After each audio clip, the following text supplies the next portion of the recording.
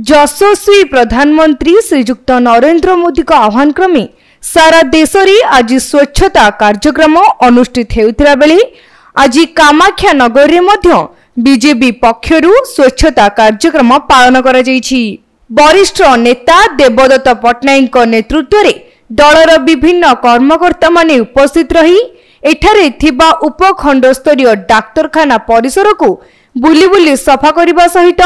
डाक्तरखानार कर्मचारी तथा उपस्थित जनसाधारण को स्वच्छता विषय में सचेतन कराइथिले।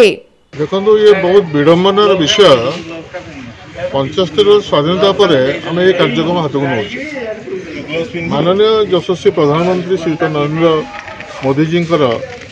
लालकिलार भाषण 1914 मसीह आपके अवगत थे से प्रथम कहले स्वच्छ भारत माने प्रथम जिनस हूँ जो माँ मैंने भौणी मैंने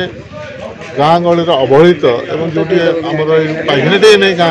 शौच करने से डाकरा देले परवर्ती अमल केते कोटी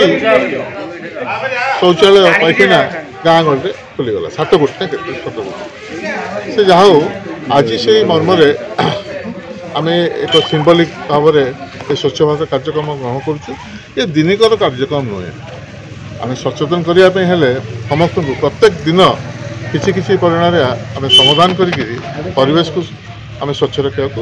संकल्प नवा। कामाख्या नगर प्रकाश कुमार पात्र रिपोर्ट तीर्थक्षेत्र लाइव।